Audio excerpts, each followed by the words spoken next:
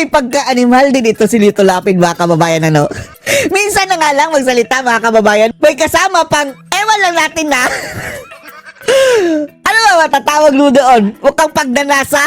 Diyos ko Lord. Ayun mga kababayan, si Lito Lapid kasi. Sa isang pambihirang pagkakataon, nagsalita sa plenaryo, mga kababayan.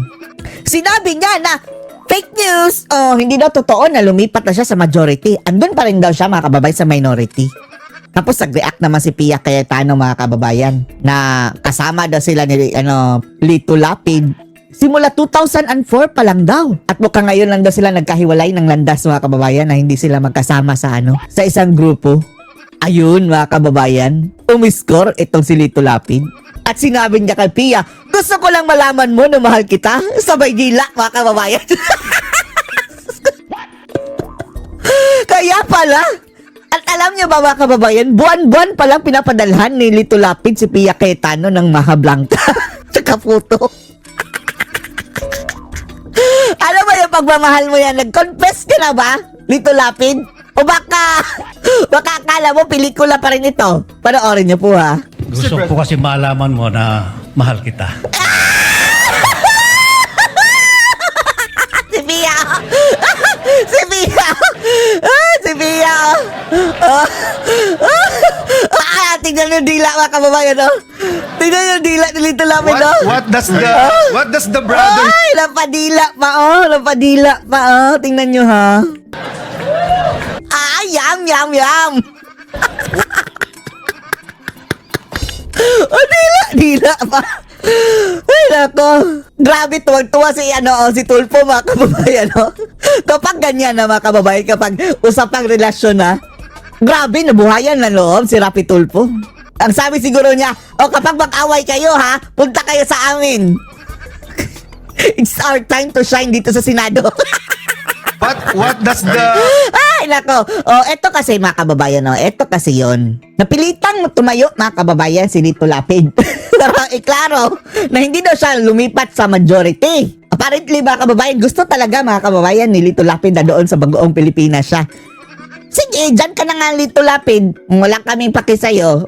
Panoorin nyo, ha? Your prayers are felt by both the minority and the majority. Mr. President, Senator Lito Lapid is Wow. taking the floor.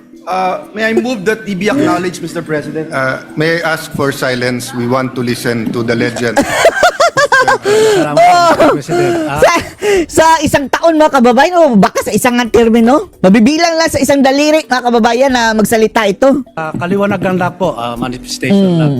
Tungkol po yung nangyari kahapon at marami pong kumakalat sa social media na ako'y lumipat na sa majority. Hindi po totoo yan. Pinabulaanan niya, mga kababayan, hindi siya lumipat sa majority. Mananatili po ako sa minority Mananatili siya kay Marcos. group at hindi po ako alis dito. At Huwag kang ulis! motion ni Senator Zubiri kahapon ay sinusuportahan ko po. Hindi ko lang po ako nakapagsalita kahapon. Hindi ka naman talaga nagsasalita. Hindi na doon siya nagkapagsalita kahapon. Hindi lang kahapon, kundi sa lahat ng panahon. Ako may botohan. Ngayon pala wala naman. Walang botohan. Saan ba ang isip mo kasi kahapon? Maliwanag naman yun na hindi na nagboto dahil winidraw. Hiling ko lang po dito sa Senado. Isa tayo.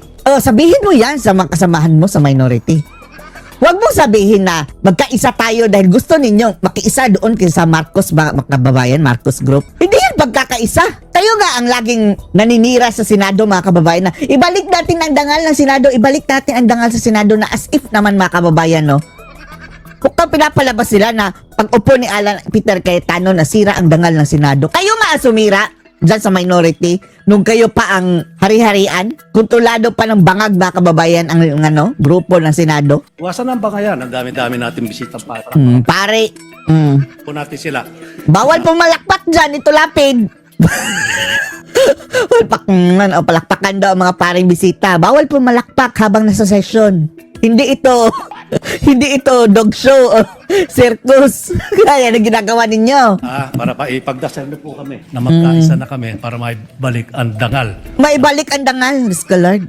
Yan ang kanilang ano nga mga kababayan. Propaganda ngayon na pag-upo ni Alan Peter, nawala na daw ang dangal. Ay, lokohin nyo kami. Naibalik ka ang dangal dahil nawala yan si Tuta. Ang Senate mga kababayan sa pamumuno ni Tuta it's at its lowest.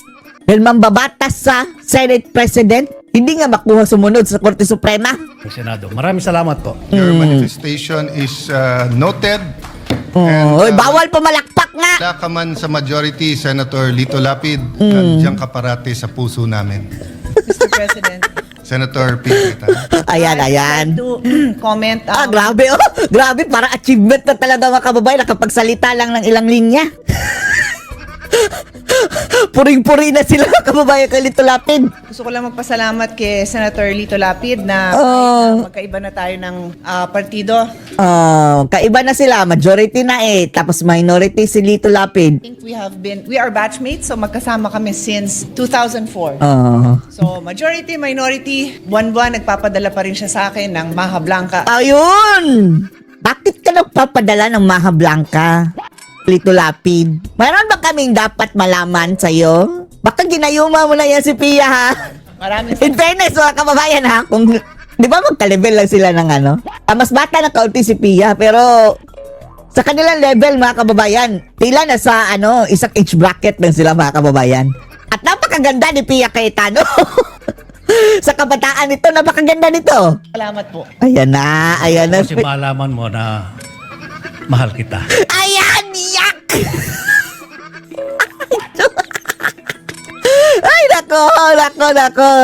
Iklaro mo yan, ha? May pagka-showbiz talaga ito si Lito Lapid, no? Mukhang itsura may pagnanasa, mga kababayan, no? Oh! Ay, nako! Ay, ang dila, mga kababayan talaga. Oh, may pagnanasa. Parang takam na takam kay Pia Cayetano. Diyos ka! Dila pa mo. What does the brothers say? Kinongratulate ni mga kababayan ni Senator Coleta. I am trying to figure out, Si Pia, Si Pia What parang does the brothers say? tingnan niyo si Pia. I am Parang trying, parang kinilig na mga kababayan. Si Tuta, naagawan siya ng mga kababayan, stage. Wala. Asar si Tuta. Hindi talaga tumawa si Tuta. Si Pia Cayetano, parang kinilig. Na teenager. trying to figure out bakit Maha Blanca ang binibigay sa kanya, samantalang sinabi ko na kay Kuya Lito Lapid, Kuya! umiinom na ng maintenance medicine para sa kolesterol, pero sisig pa rin ang dinadala niya. Para ma-high blood ka. So iniisip ko kung mahal din niya ako. Gusto niya tumaas ang BP mo. Mr. President, nilalapit ka daw niya sa Diyos. Ano mo? Mr. President, at this juncture, Ay, nako. I move that we dispense with the reading of the journal of Nilalapit sa Diyos. Ano yan? Gusto na mamatay ka. Iba din ito dyan, Basta mag-joke ka na.